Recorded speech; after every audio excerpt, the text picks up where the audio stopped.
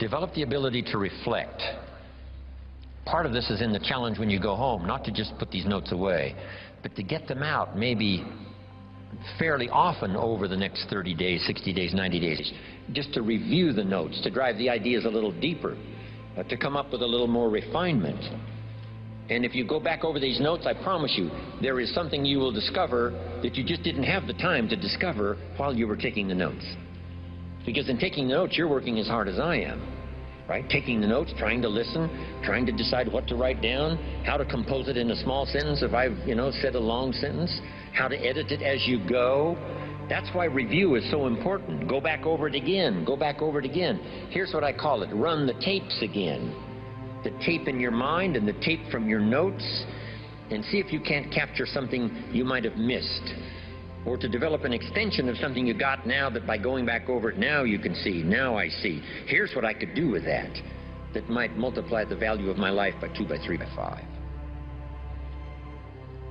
Here's a good time to reflect when the day is over.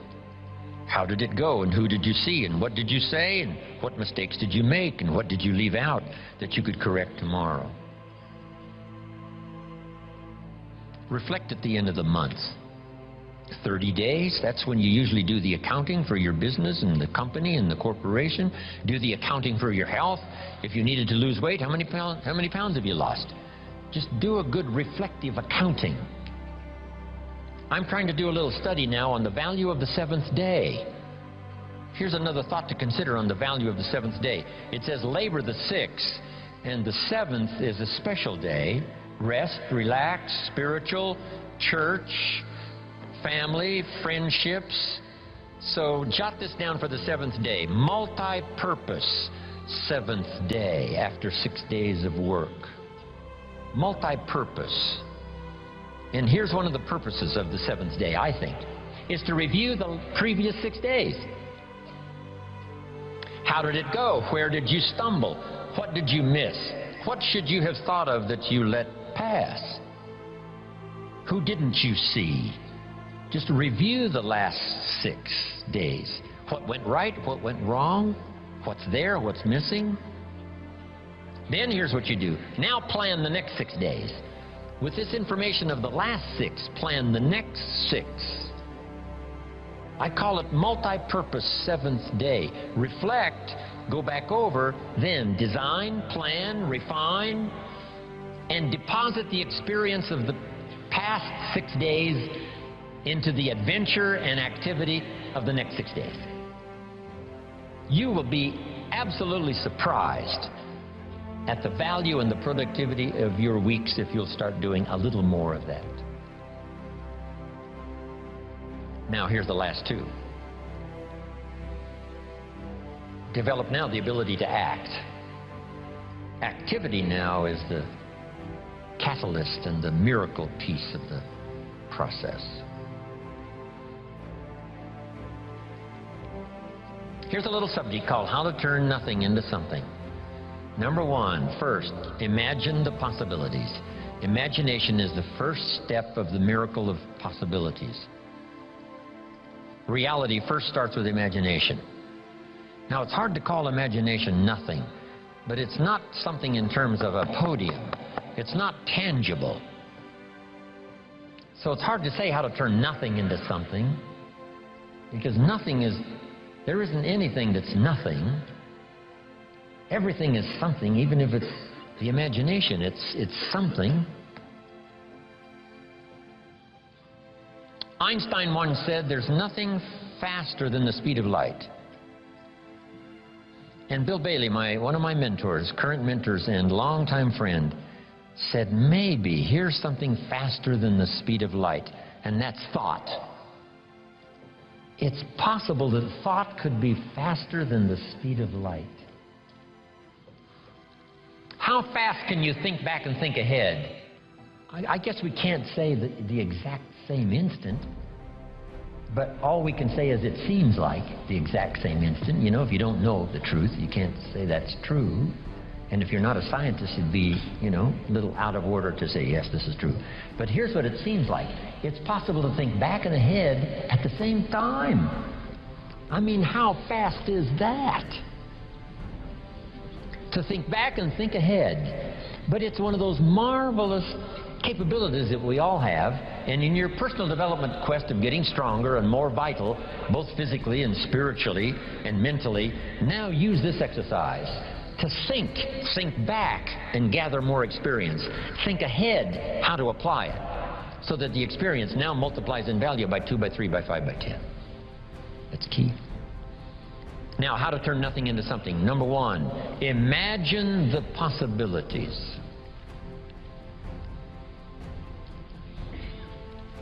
Today, if we had a chance to hear everybody's testimonial of how you got where you are, some of you went from nothing to something, some of you went from pennies to fortune, and if we had a chance to hear everybody's story here today, took the time, guess what those stories would conclude? Those stories would conclude the possibilities are absolutely endless and unlimited. So number 1, imagine the possibilities. Read an inspiring book one more time, how someone went from nothing to something. The story of a Sarah Alfaro who started with $1, now she's rich. Wow. The possibilities, they're unending. Now here's the next step. Imagine that some of the possibilities are possible for you. We call this now faith.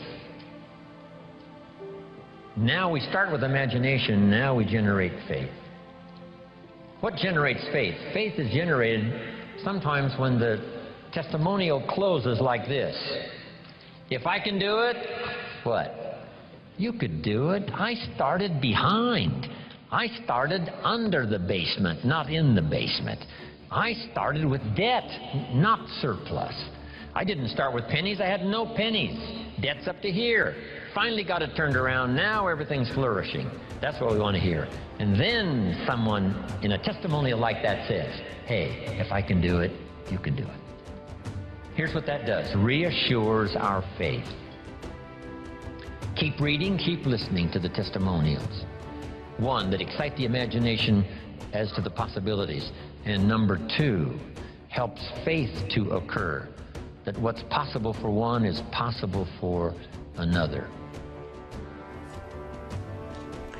As you develop this ability to set and achieve whatever it is you want in life, you'll develop the kind of confidence that comes from positive knowing rather than positive thinking. You will become unstoppable. Now here are some action exercises that you can use to put these ideas to work in your life. Number 1, decide exactly what you want in life. Set your goals as if you had no limitations, and whatever you wrote, you would achieve. Number 2, make a list of 10 goals that you would like to achieve in the next 12 months or so. Number 3, write your goals in the present positive personal tense. For example, you could write, I earn X number of dollars by this date. This is personal, positive, and in the present tense. Number 4, make a list of everything you will have to do to achieve your goal, and then organize the list by sequence and priority. This now becomes your plan. Number 5, review your list and ask, if I was guaranteed to achieve any one goal on my list within 24 hours, which one goal would have the greatest positive impact on my life? Number 6, take this number 1 goal, your major definite purpose, write it at the top of a new page in the present personal positive tense. Make a list of everything you could do to achieve this goal, organize it into a plan, and take action on your plan immediately. And number 7, do something every day, 7 days per week on your major goal. Resolve to persist on this goal until you succeed, no matter how hard it becomes or how much time it takes. This process of setting and achieving one big goal will build your self-confidence to the point where you will become unstoppable for the rest of your life. Vince Lombardi said, the quality of a person's life is in direct proportion to their commitment to excellence, no matter what their chosen field. You will only be happy, satisfied, and capable of enjoying high levels of self-confidence when you know that you are absolutely excellent at doing something that is important to yourself and others. What is it? What could it be? These are two of the great questions of life. Fortunately, you and every other person has the inborn ability to become excellent at what you do and to achieve peak performance in your life in your chosen field. You have the capacity to function in the exceptional range and to achieve mastery in any area that is important to you. The development of lasting self-confidence requires nothing less. In the world of test pilots and prototype aircraft, as described in the book and the movie The Right Stuff by Tom Wolfe, they refer continually to what is called the envelope. This envelope consists of an upper and lower edge. The upper edge marks the height and speed that any previous aircraft or jet has flown up to the time of the most current test run. This upper edge of the envelope is the maximum height and speed deemed possible for a new aircraft before it theoretically comes apart in the air or malfunctions or self-destructs. Now, the goal of the test pilot is to expand the edge of the envelope. His job is to fly ever faster and higher in order to discover the outer limits of speed, height, and endurance that a particular aircraft is capable of achieving. The test pilot continually takes the aircraft higher and faster until he feels that the plane has reached its absolute outer limits. This is where and when he pulls back to avoid destroying the aircraft and even fatally crashing. This is called the outer edge of the envelope, and it then becomes the lower edge of the envelope for the next aircraft and the next round of testing. Every aircraft, no matter how well made, has an outer limit on its capabilities. It can fly only so fast and so high and no further. Very little can be done to expand the mechanical ability of something made of metal by the hands of man. The major difference between you and an aircraft is that there is no outer edge to your personal envelope. As Emerson said, the power which resides in man is new in nature, and none but he knows what that is which he can do, nor does he know until he has tried. Thomas Edison said, "If we all did the things we are capable of doing, we would literally astound ourselves." Maxwell Maltz, the author of Psycho-Cybernetics, said, "Within you right now is the power to do things you never dreamed possible, and this power becomes available to you just as soon as you can change your beliefs." In other words, the outer limit of your envelope, or the outer limit of your potential, is not fixed in time or space, like that of an aircraft. Your limits are determined solely by your own beliefs and by your own confidence in what you think is possible for you. Never will I ever be broke again. Let me tell you what money does. Number one, it gives you control over your life. Write that down. Number two, it gives you options. Three, it allows you to live a life of contribution, to contribute to things that you feel strongly about. Like this ministry and the work of Project 2000 will be doing to change the lives of young people. Bishop Jake's vision is if we can have Little League football teams and baseball teams and basketball teams, then we can have Little League dermatologists and cardiologists and endocrinologists. So he's now establishing an institution, Project 2000, to give our young people the methods and the techniques to reinvent themselves as we go into the next millennium. And this era that Peter Drucker calls the era of the 3 C's: accelerated change, overwhelming complexity, and tremendous competition. So here's the first step to accumulating wealth. If you expect to do it, write this down. You must be willing to do the things today others won't do, in order to have the things tomorrow others won't have.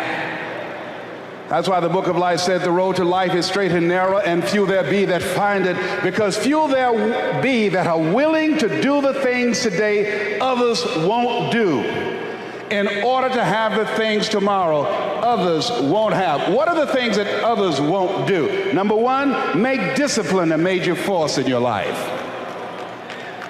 How many of you know if you'd have been more disciplined, you'd be further along to reach your goals right now? Socrates said the undisciplined life is an insane life.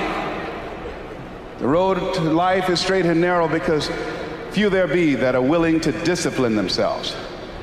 Here's something else that most people won't do. Make it okay to fail. A lot of people, 85% of people, allow their fear of failure to outweigh their desire to succeed. Repeat after me, please. Anything that's worth doing is worth doing badly.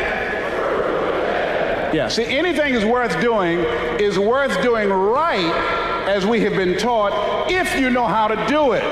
But if you don't know how to do it, it's worth doing badly until you get it right.